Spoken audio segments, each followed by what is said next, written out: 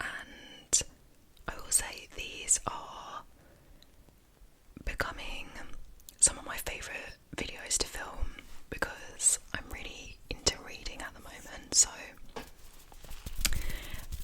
I'm just really enjoying making book content. So yeah, let's get into it. So I've got 4 books here. We've got 3 thrillers and 1 romance, so we've gone a little bit thriller heavy.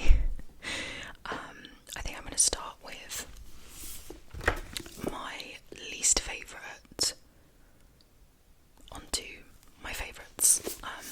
So the first book is John Marr's When You Disappeared.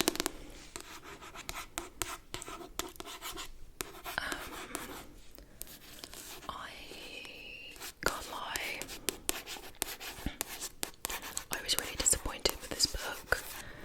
I've read a couple of John Marr's books recently and I really liked them. I really enjoyed his writing and it was easy to read, very gripping. This book I could not get into. I found myself forcing myself to read it, which I hate. I hate that so much. I hate giving up on books, and this was one where I can't lie, I considered stopping reading it. I just basically one of the main characters I hated, and I mean it's probably a sign of good writing because it obviously shows that he's a very unlikable character, but I found when his chapters, so there was chapters from the woman's point of view, Catherine, and then the wife, and then there was chapters from the husband's point of view, and yeah, whenever his chapters came up in the book, I was just getting angry. I know that sounds really dramatic, but I was not invested in him at all because of how much I hated him. So I did find whenever his chapters came up, I was kind of skimming them, waiting to get to the next chapter, which is just not, I don't know, it's not a good sign, is it? It did get better, I would say, halfway, maybe 3/4 of the way through it is when I started to feel like it picked up the pace a bit. But even then, I didn't really vibe with it. I'll read the back of it. It says, when Catherine wakes up alone one morning, she thinks her husband has gone for a run before work, but Simon never makes it to the office. His running shoes are by the front door. Nothing is missing except him. Catherine knows Simon must be in trouble. He wouldn't just leave her, he wouldn't leave the children. But Simon knows the truth about why he left and what he's done. He knows things about his marriage that it would kill Catherine to find out. The memories she holds on to are lies, while Catherine faces a new reality at home. Simon's halfway around the world, alive and thriving. He's doing whatever it takes to stay one step ahead of the truth, but he can't hide forever, and when he reappears 25 years later, Catherine will finally learn who he is and wish she'd stayed in the dark. So it sounds right up my street. I didn't vibe with this. Yeah, so a little bit disappointing, but that I won't let that stop me from reading more of his books, because the other books of his that I've read I did really enjoy. So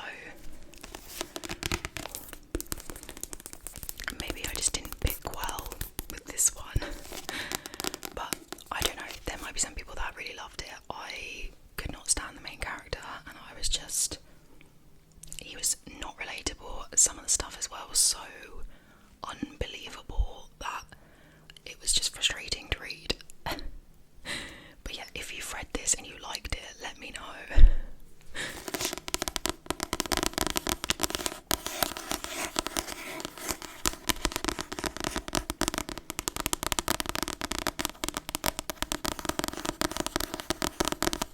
Okay, book 2.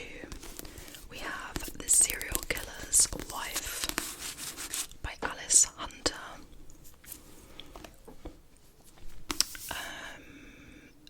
I liked this one actually. I think I started this before I went on holiday, and then I read some of it whilst I was on holiday.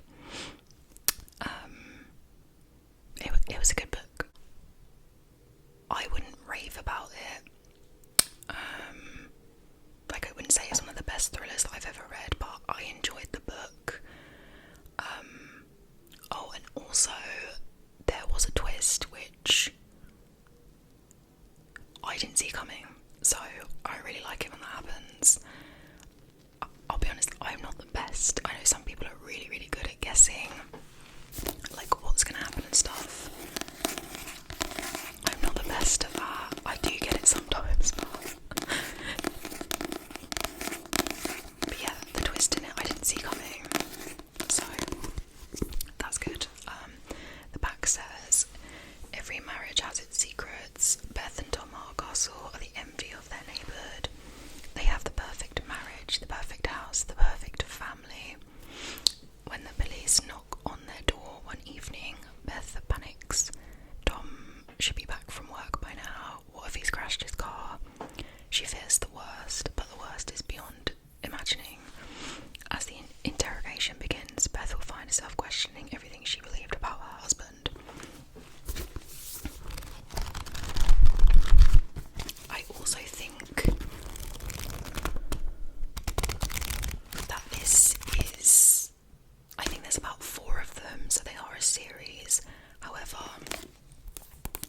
I do think that you can read them as standalone as well, so I'm assuming each book is about different characters, but don't quote me on that, I'm not 100%.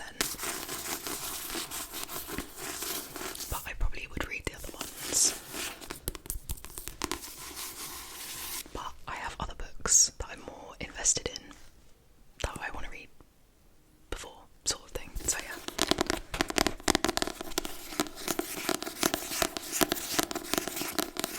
I did think there was a lot of repetitiveness in this as well. I do find that with a lot of books, they just not, sorry, I feel like I've got like a cat hair or something on my chin. Not a lot of books, but it annoys me when I feel like the book just keeps going over and over the same thing, like they're just trying to pad it out, and that did happen a bit with this, but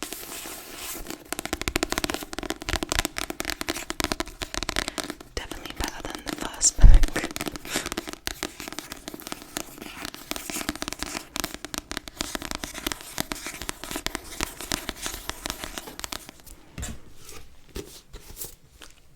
I've just realised that these still have their stickers on as well, so sorry about that. That's probably really triggering for some people. So this classic Frida McFadden, this is Never Lie.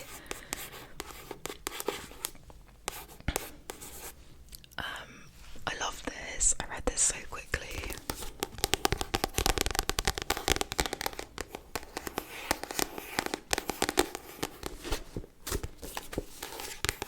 Frida McFadden, just, she knows what she's doing. Her thrillers are so good.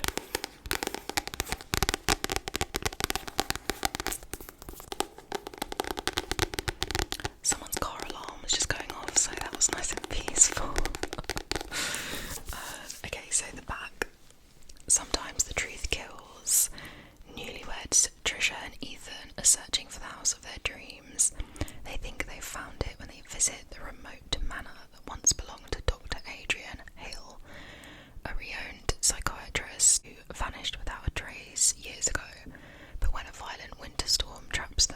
estate, the house begins to lose its appeal. Stuck inside and growing restless, Trisha stumbles on a collection of audio transcripts from Dr. Hale's sessions with patients. As Trisha listens to the cassette tapes, she learns about the terrifying chain of events leading up to the doctor's mysterious disappearance. With each tape, another shocking piece of the puzzle falls into place, and a web of lies slowly unravels. But by the time Trisha reaches the final cassette, sorry, this is a long one, the one that reveals the entire horrifying story, it will be too late. This was brilliant, so good. I really rate this, and I've seen so many people say such good things about this, which is why I was on the hunt to get this book. Yeah, really good, fast-paced, page-turner. So I thought I figured this out so early on in the book, and I was like, oh my god, this is so obvious. I've got it. No. I think that's the whole idea. She makes you think that it's someone and it's not. And yeah, I was very wrong. And again, very good twist as well. So yeah, if you want a fast-paced thriller, this is definitely one for you. It feels quite short as well. How many pages is it?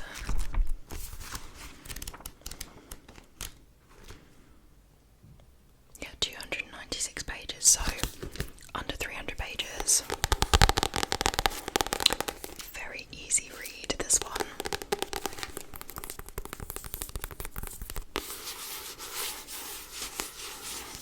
I've actually just finished another one of her books today. Yeah, so I'm on a little bit of a Frida McFadden streak.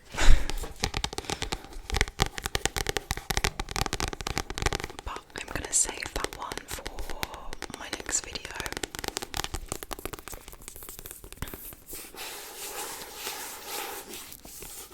Hopefully these book videos don't feel really samey, because obviously I'm kind of doing it so I upload a books I read recently video, then I upload a book haul video, and then I upload books I read recently. But obviously I would have semi-spoken about them in the book haul video, but not in detail, so hopefully you don't mind that. I don't want it to feel like I'm speaking about like the books in two videos. I don't know if I'm making sense, but yeah. Basically read this book. Okay, lastly, so this is the only romance that I read, and this is Every Summer After by Carly Fortune. Every Summer After. And I loved this book.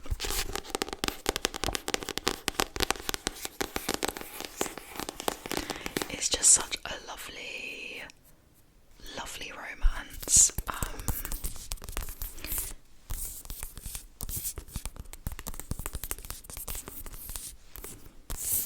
Again, very easy read. Read this very quickly. I was having the problem where I didn't want to finish it because I was loving it, but at the same time I wanted to keep reading it. It was one of them where I was trying to delay myself from reading more because I just didn't want the book to end, that sort of thing. But yeah, let me read it. This is quite a long one. So it says 5 summers to fall in love, 1 moment to fall apart. They say you can never go home again, and for perseverance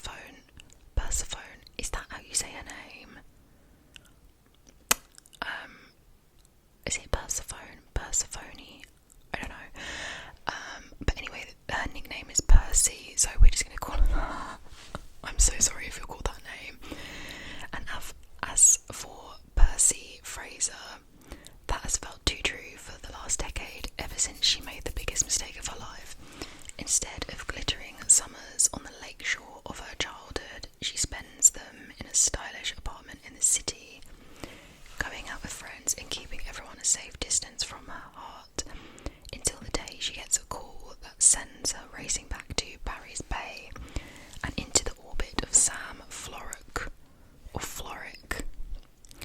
For 5 summers, through hazy afternoons on the water and warm summer nights working in his family restaurant, Percy and Sam had been inseparable, and slowly that friendship turned into something breathtakingly more before it fell spectacularly apart. When Percy returns to the lake to attend Sam's mother's funeral, their connection is undeniable, as it had always been. Percy must confront the decisions she's made and the years she spent punishing herself for them in order to determine, once and for all, whether their love might be bigger than the biggest mistakes of their past. I will say it was quite predictable.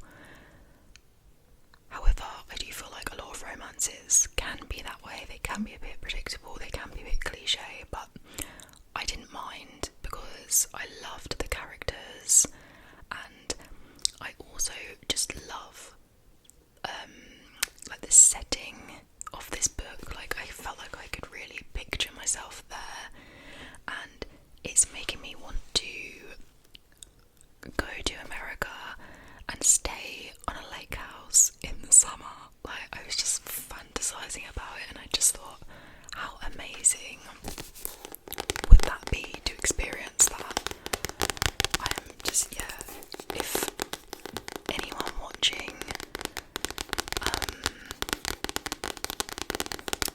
if anyone watching has done that, or has like had a lake house or stayed in a lake house, and I don't know, that is just like, it just sounds like such American movie-esque. But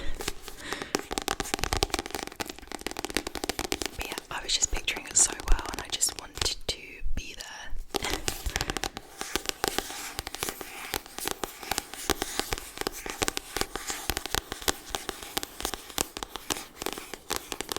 And I found myself like really rooting for the characters as well. But yeah, if you just want a really lovely romance. Actually, did I cry at one point? I actually think I did, but it's fine.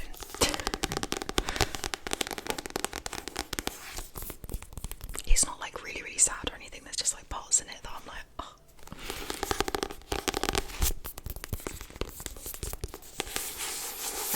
So I really want to try reading more of Carly Fortune's books. She does have another one which I saw on Amazon, and it's I can't remember what it's called, something on the lake house or Summer on the Lake House or something. And again, I was like, oh, I want to buy that because it's another like lake house vibe, but I am slightly worried it won't be as good as this, and then I will be sort of comparing them, especially if they're both set in similar sort of vibes. I don't know, but I will definitely get that anyway because I'm intrigued to see what her other books are like.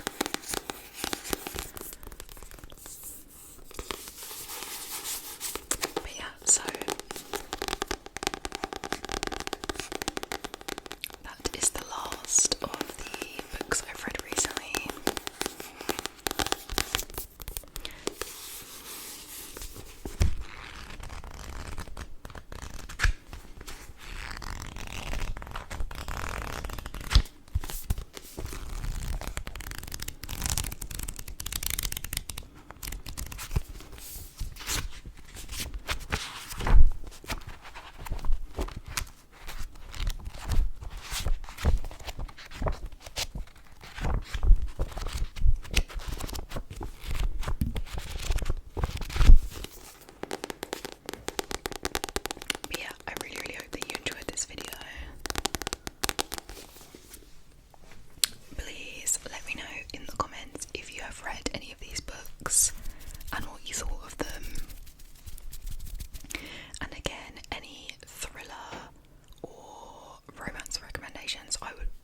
appreciate. I'm actually really into my romances at the moment, even though this was all mainly thrillers. At the moment I'm finding myself actually reaching for a lot of romance, so yeah, let me know in the comments. Thank you so much for watching, and hopefully see you in my next video.